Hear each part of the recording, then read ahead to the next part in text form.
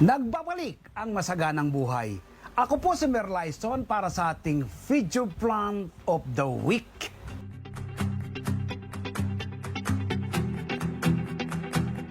Ngayon po ay ibabahagi ko po sa inyo ang simple at madaling pagtatanim ng luya sa bote ng mineral water. Simpleng-simple ang pagtatanim ng luya, napakadaling alagaan. Plant and forget siya. After 6 months, magkakaroon na po yan ng laman. Harvest din po tayo ng laman ng aking mga tanim na luya. Tayo po ay magluluto ng masarap at masustansyang ginger chicken alam magsasakang reporter. Hali po kayo, samahan nyo ko. Magtatanim tayo ng luya sa mga bote ng mineral water. Magtatanim po tayo ngayon ng luya, no? Ito po yung mga luya natin gagamitin. Ito pong mga luyang ito ay una ko nang na-harvest na aking tanim, ano? Pauna nakatanim po sa mga bote lang ng mineral water. So, ang babahagi ko po ngayon ay ang pagtatanim ng luya sa mga bote ng mineral water. Gaya po ito, pwede nyo po yung pag-iwaiwalayin, ano? Yan, makikita nyo lang po yung ganyan. Ay isang piraso lang, pero pwede siyang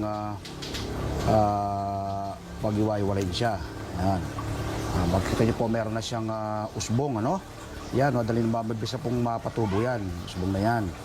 Kanina isang piraso, ngayon ay pinaghati-hati natin. Ito naman ngayon, ano? Ito isang ngayon to, yan, pinaghati-hati natin ito. Yan, may mga usbong po siya, oh. Kurado po tutubo na yan. Iwalay nyo lang po ng ganito, ito, yan. Yan. Natin itatanim. Ito pa ay may usbong na rin. Ating itatanim. Iwalay nyo lang po ganito. Yan. So, pwede siyang iwalay ng ganon. Yan. Ito. Yan. Mga magkakaroon po ng usbong ganyan. Yan. Yan. Ito po mga ito. So, ito. Ating tatanim naman. Iwalay natin. Yan. Ayan. Ito pong mga nodes na ito. Yan po yan na magkakaroon ng panibagong daon. No? Tapos, kakaroon po ng laman sa ilalim. So, ngayon magtatanim na tayo. Ito po natin itatanim sa mga bote ng mineral water. Pinagtamnan ko na po ito ng ibang mga halaman, ano? Ka-harvest ko lang po rito ng sibuyas. Ngayon po ay magtatanim naman tayo ng luya. Kapag ganyan po ay dapat ay buwagagin niyo po muna yung lupa, no? Itiling niyo po muna yung gambulin niyo po yung lupa. Cultivate. Ayan. Ayan po ito. Cultivate po muna natin ang lupa. Ating muling pagtatamnan. At pagtatamnan natin ng luya. Ito pa ang pag-cultivate po ng lupa. Nang sa ganoon ay manatili po siyang buhaghag, no? Hindi po mahirapang mag-sprout yung panibagong halaman nating itatanim. Sibuyas po yung pinagtamnan ko rito, no? Inarbesan ko rito ngayon ay luya naman. Ayan. Ayun. Ayun, ay magtatanim tayo ng luya. Ang luya napakaraming taglay na health benefits sa ating katawan. May substance po siya kung tawagin ay gingerol na may mataas na powerful medicinal properties. Ang amoy at lasa ng luya ay nagmumula sa natural oil. May mataas na taglay na anti-inflammatory, antioxidant ang tumutulong para maiwasan ang pagkakaroon ng sakit na cancer. Epektibong gamot sa nagsusuka, nahihilo at pagduduwal gaya ng morning sickness ng mga buntis. Nakakatulong para maibsan ang pamamaga at pananakit ng muscles. May powerful na anti-diabetes properties.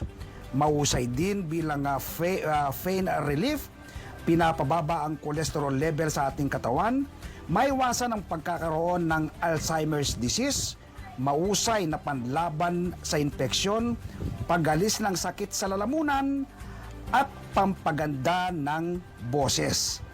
Ilan lang po yan sa napakaraming taglay na health benefits sa ating katawan ng luya. Po ang ating mga luya itatanim, no? Sa isang bote po na ganito, pwede po kayong maglagay ng 3, no?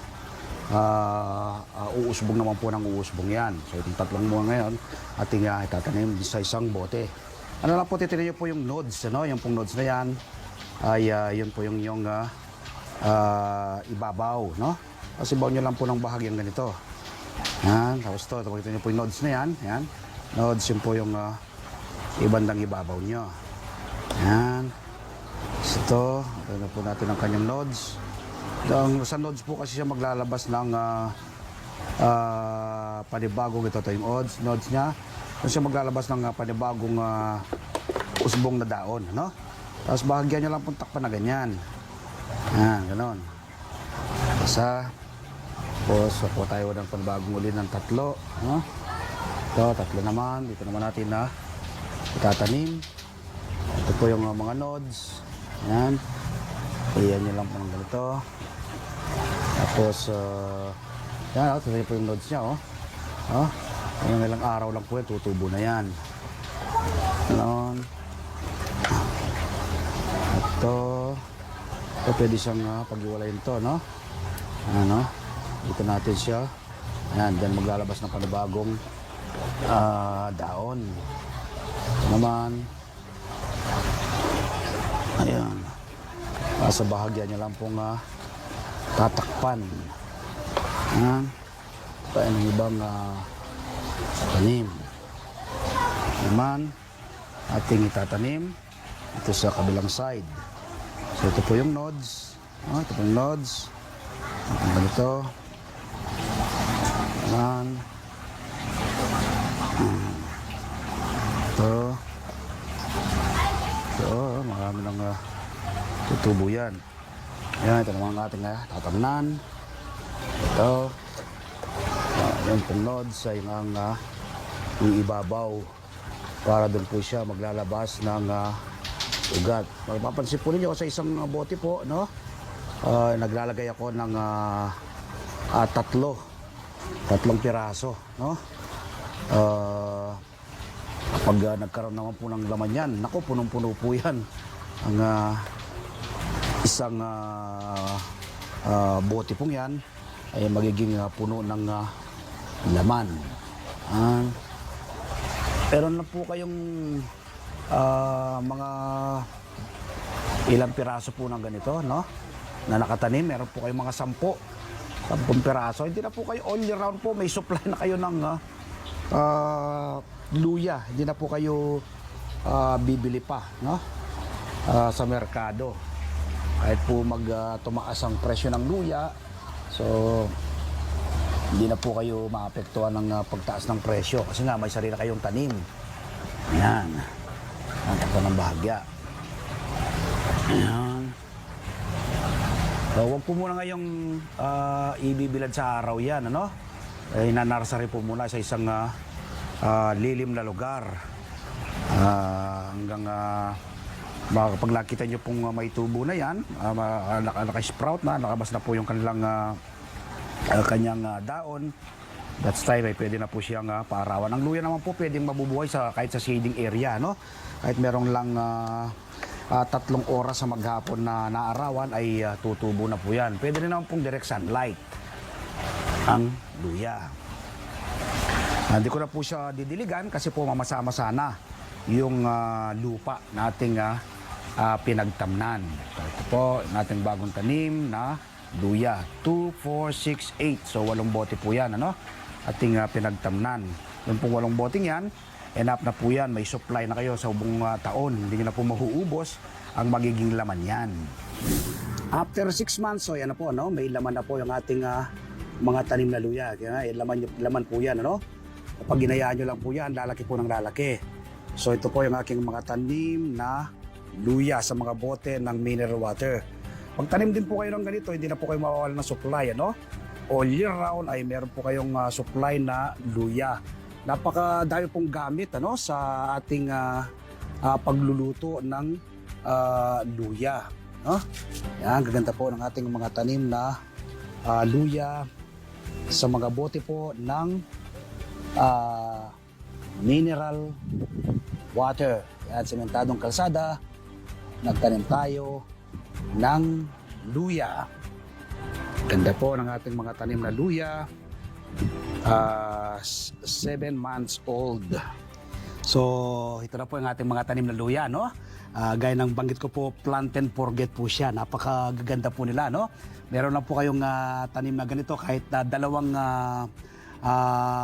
pingas lang po ng luya at nakalagay sa mga bote ng mineral water na ganito. All year round po ay meron na kayong supply na luya. Pag gusto nyo pong gumamit, ay kukuha lang po kayo ng laman, no? At tuloy-tuloy naman po yung paglaki ng mga laman ng luya kapag sila ay nakatanim sa mga ganitong bote, no? Ng mineral water. Pwede rin po sa paso.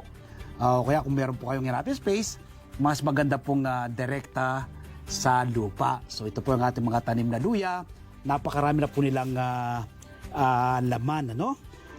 Tingnan po natin kanilang mga laman. Nakalabas na. Tingnan po natin. Ayan, no? Tingnan niyo po yung mga laman, no? Ang dami pong laman, no? Tingnan niyo po, no? Nakakumpul na po yan. Yan, no?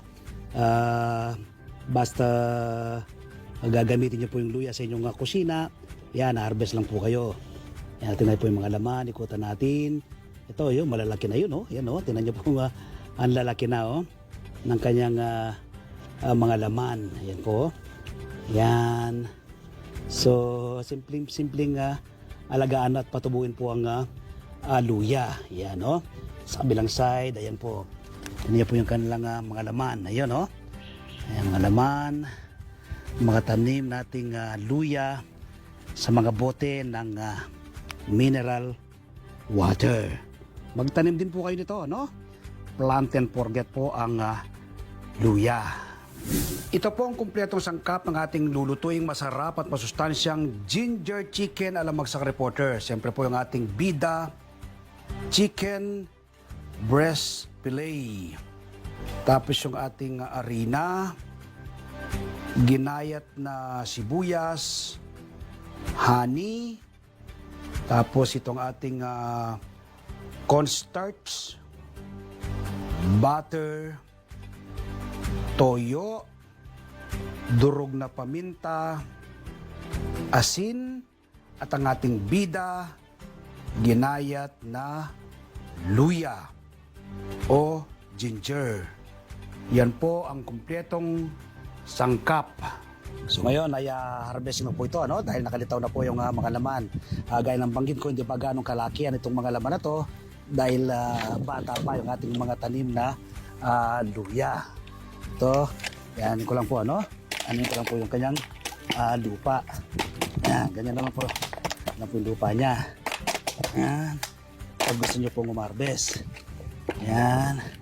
Nalagay ko po dito sa tubig para makita po natin yung mismong mga laman niya. So hindi pa ganong kalakihan yung mga laman, no? Pero pwede na, no? Na magluluto po kayo. Pwede na pong magamit yan. So yan. So ito po, yan po yung laman ating mga tanim na luya. So ito, yan po, no? Ayan. Okay. So, ayan, no? Yan po ninyo ang laman, no? 6 months pa lang po yan. Pag pinaabot nyo po ng hanggang isang taon yan, nako, lalaki po yan, ano? Mapupuno po itong lupa na nakalagay po rito sa boteng ito ng mineral water. Yan. So ito, separate ko to. Itatanim ko pa itong mga iwang ito, no? Itong mga maliliit na to. So itatanim ko pa yan. So ito, pwede na yung gamitin. Yung ating luya. Yan, ay babalatan natin. Ating luya. Tanggalin ang balat. Ayan. Ang luya po ay pampasarap, pampalasa, pampasustansya, no? at pampalis po ng lansa, no? Ng mga niluluto po natin. Gamit na gamit po sa kusina ang luya. Kaya magtanim din po kayo nito. Anong sa ganon ay malaki pong katipiran. Ayan, habang natin binabalatan ang luya. Okay, pagkabalat ay huwain po nating maliliit ang